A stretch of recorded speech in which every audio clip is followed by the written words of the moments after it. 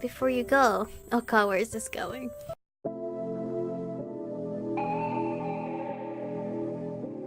We're born in the moonlight. Ain't no fair to say. Can't breathe in the sunlight. Hello, Aromas. This is Aromie here, and welcome back to Changeling. We're here. Elliot, gonna go eat our stuff somewhere else, because we cannot escape from these horrible news everywhere. You okay? Yeah, just bad memories, that's all. I was hoping today would be a bit calmer than this. You know what? We should have just grabbed our coffee and head back home and just chilled in my room or something. Me too. Michiko, I don't want to freak you out, but I think someone's following us. What? What? Where? Who? Those reporters? Well, I think it might be your brother. Oh, for the love of... Seriously? Yeah, I caught sight of him earlier, but I wasn't sure it was him, so I didn't say anything. I didn't see him. They were staying out of sight. They? Who's he with? Not sure, some guy in a hoodie. What the fuck? I feel like I'm the world's lamest James Bond movie. He steered me into a side alley. If we disappear into the murder and just vanish, Spencer would totally freak out. Or, well, obviously freak out. Absolutely freak out. Yeah, I thought as much. Come on, as much. Oh, my foot to sleep. Where are we going? Backtracking to see if we can catch them. Yeah, go in a circle. I followed him down the alley, my boots splashing in the runoff. We cut back down another alley, then broke back out onto the streets a few minutes later. I was already out of breath, but Elliot was just looking around calmly, not even winded. Man, I could use some of that vampire stamina about now. I didn't see Spencer anywhere, or a suspicious hoodie man. See them? No, they must have realized we caught sight of them. You're pretty good at the secret agent stuff? Or I just want one afternoon of peace and quiet. He's pretty good. You're pretty good at all this secret agent stuff. He gave me an amused smile. This is nothing. Anyway, what kind of amateurs stalk people in broad daylight? Amateurish ones, I guess. A quick double car horn interrupted us before we could figure out what to do next. I looked up and saw a distressingly familiar car in the parking lot across from us, and a distressingly familiar redhead behind the wheel waving. Oh my god, it's Mom. She was totally watching us too. Ellie looked over as well, frowning. Isn't that your mother? Yes. What's she doing? Possibly stalking us, frankly. That's what I thought. I gave him a pained smile. I swear my family isn't usually this insane. I paused. Okay, my family is crazy. I'm sorry, but we don't usually stalk each other around town. That's new. He shot me a grin, looking far too amused at my sudden discomfort. I've heard stories. Do you want me to introduce you? I should probably go. Want me to introduce you? You two haven't officially met. I mean, I'm sure she didn't accidentally happen to spot us so she could meet you or anything. Oh, I met her once actually. There was one chance encounter by the bins. Oh god, I didn't know about that. Elliot just laughed. She asked me why I dyed my hair and if my mom liked it. What? Why did you dye your hair? Well, I couldn't tell her that I kind of wanted a new look after I found out I was a vampire, so I just told her I liked purple.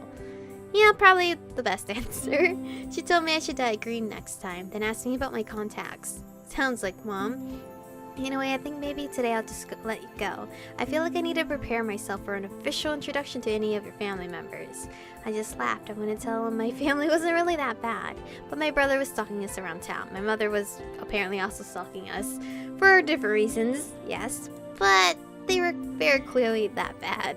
I totally understand. Mom's a force of nature, that's for sure. Anyway, I was hoping today would be more fun. I really wanted to just get your mind off things. Get my mind off things. Well, I mean, you've seemed kind of down. I was hoping I could cheer you up. You were trying to cheer me up today? That was the plan. Instead, we just had to run away from everything. No, I had fun today. I definitely had fun. Creepy drifters and all. So thanks. I guess I'll see you later. I started away, but he caught my hand before I could leave. Michiko, before you go. Oh god, where is this going? Yeah? My heart's not ready. He was looking at me so earnestly, color faded into his cheeks and he looked away awkwardly. I just, do you want to meet up again? Maybe for lunch and a movie or something next weekend or the weekend after next? I blinked in surprise. He was asking me on another date? Wait, like a real date? I didn't, Sure, yeah, we can do that. He gave me a bright smile. Great, that's great. I'll see you later. Yeah, be careful. He waved as I started to the crosswalk and headed to where Mom was waiting. He just asked me on a date, right? What? I was still a bit dumbfounded by that realization as I climbed in Mom's car and started the arduous task of fending off her questions for the rest of the afternoon. I fell in my bed, pulling a pillow over my face. It had been a long afternoon of being badgered by Mom and Dad about my coffee date with Elliot. That was annoying. What was more annoying was that Spencer had come home about half an hour after Mom and I got back. He avoided me completely and went straight upstairs. Not that I could have asked him if that had really been him in town. I mean, who else could be my twin? He'd have denied it regardless, and I didn't want to get Mom and Dad involved in that conversation. But if it was him, then who was Hoodie Guy? I had no idea who he was hanging out with these days, but it was hard to imagine he needed a friend who was willing to help him stalk his sister around town. Which is weird, because this is the first time Spencer is with someone. Regardless, if he was actually following me around to that degree, it meant he was way more suspicious of me than I thought. This was beyond just thinking I was weird or being paranoid. It felt like he definitely knew something was wrong or was going on. Maybe it was finally time to come clean and tell Allie everything, from the sleepwalking to Spencer stalking around. It was getting to be too much to handle on my own. I couldn't keep protecting him if he was going to insist on shoving his nose into what I was doing.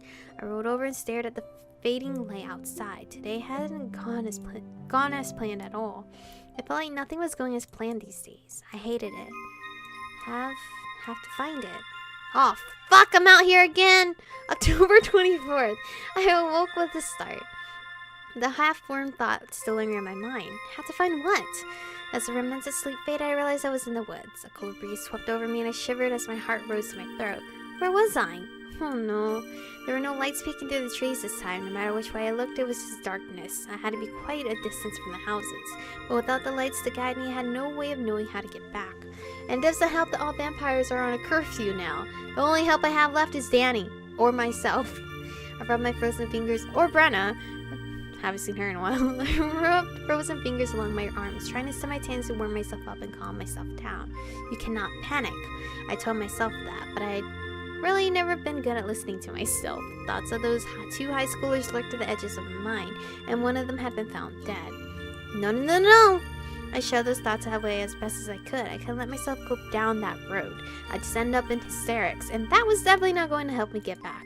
I had to stay calm. I had to keep myself... What the fuck is that? Besides, like, someone mowing their lawn out there. A twig cracked behind me and I whirled around, ready to attack whatever was there. There was nothing but the sound of rustling leaves as the wind ghosted through the treetops. Some of the taller evergreens creaked softly.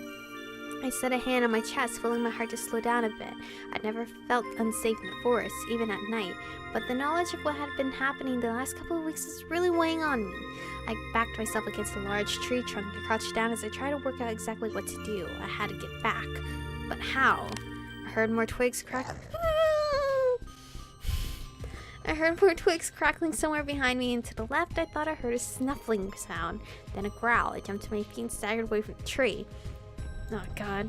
It was stupid to run through the woods at night, but that growl could have been anything. Could have been my imagination. I wasn't staying to find out.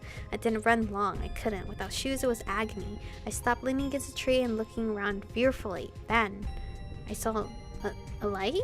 It vanished almost as soon as I saw it, and I strained to see it again. Yes, there it was. A pale wavering light flashing through the trees like someone walking around with a flashlight. I watched it for several minutes, feeling a mixture of relief and apprehension. Every few seconds it would wink out, only to appear again. It was hard to gauge, but it seemed to be a fair distance off. My first thought was that someone was probably looking for me, or maybe for one of the other missing people. But search parties usually made a lot of noise. I didn't hear anyone calling out. The light seemed to be getting further away, though. I finally made up my mind and started after it, picking my way painfully through the thorns and brush. Please, please, please don't be a serial killer hiding a body. Then again, vampires were probably the bigger worry at the moment, and somehow I didn't think they'd need flashlights. Still, I was wary about calling out to whoever it was, not until I got close enough to see them better. The more time that passed without them calling out, the more I thought whoever it was probably wasn't looking for me. Mom and Dad would have been yelling their heads off at the very least. But that begged the question, who was out here walking around with a flashlight at night? With much trepidation, I followed the light carefully weaving between the trees as I looked for some sign that it was safe to approach wherever it was. They were moving pretty quickly. Every so often I would lose the light momentarily and it would reappear again a bit further off. Maybe I should call out to them. The light vanished again and I stopped waiting for it to reappear. There was a soft rustling noise behind me. I glanced over my shoulder anxiously. Oh my god. Nothing was there, at least nothing I could see. Sorry if my voice is now farther away because I'm really trying not to be scared. I never understood what people meant when they said they felt like they were being watched. But in that moment I really felt like I was being watched. Every hair on the back of my neck was standing up. The underbrush crackled again. That was all it took to set me moving again the direction I'd last seen the light. Powered by a surge of adrenaline, I scrambled quickly through the brush, paying no attention to my poor feet. Behind me there was the unmistakable sound of something following me. Oh shoot! My heart lodged itself firmly in my throat as I broke into a clumsy run, scurrying as quickly as I could over the fallen logs and frozen ferns. Blackberry vines tore up my pajama pants, cut into my feet. I bit my lip hard and kept going, praying something was behind me. Praying whatever was behind me was just a curious deer, raccoon, or something. Yeah, that's following me. Most of them would just run away from seeing me or hearing me. Ahead of me, the light winked back into sight. It held perfectly still, then began to swing my way.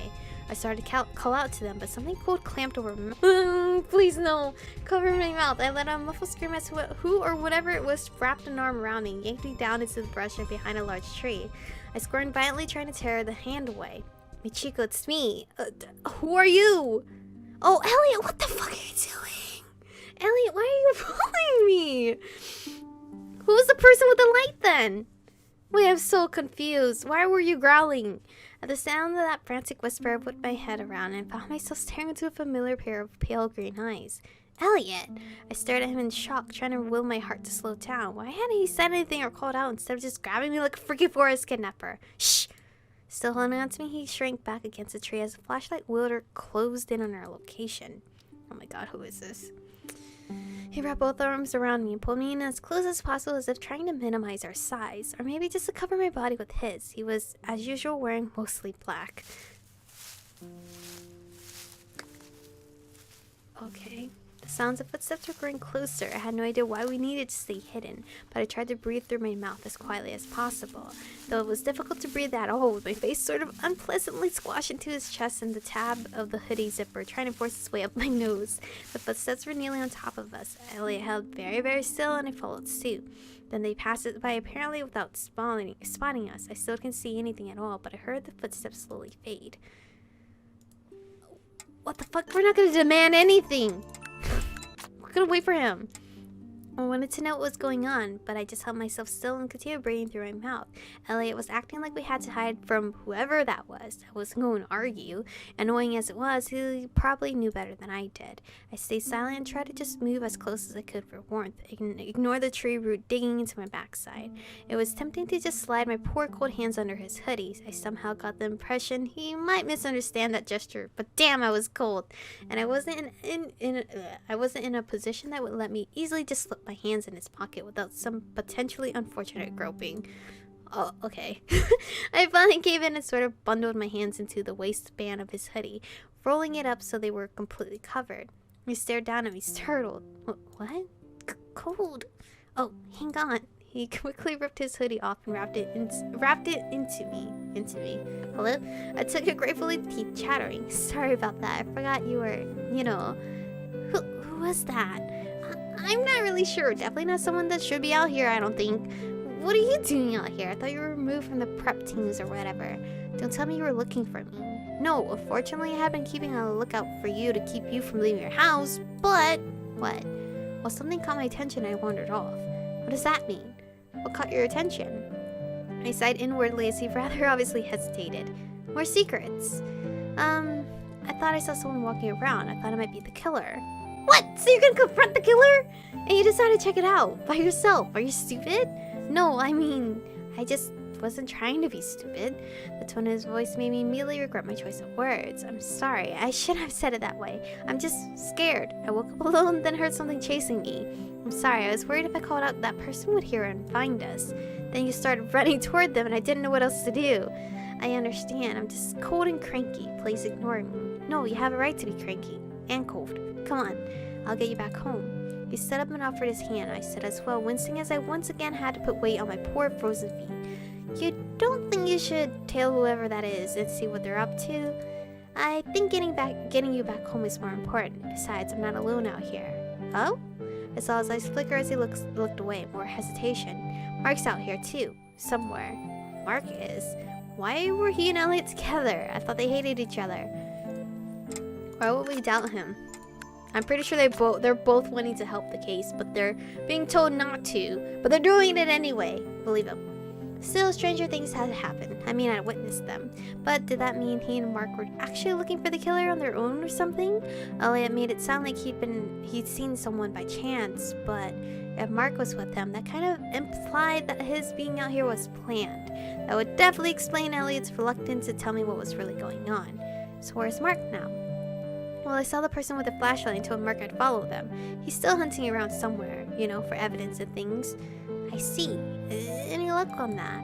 Well, nothing definitive or anything. We have some theories, but I'll tell you later. And we're gonna tell you guys later in the next episode. So, I have absolutely no idea who this murderer is. It's probably gonna be like a no-named character. Oh, wait. What if it was a psychologist? Just saying. I'm kidding. I highly doubt he's the guy. But it could just be like a no-named kind of person just made for this route. Maybe. But anyway, thank you guys for watching today's episode. Stay beautiful, and I'll see you guys in the next one.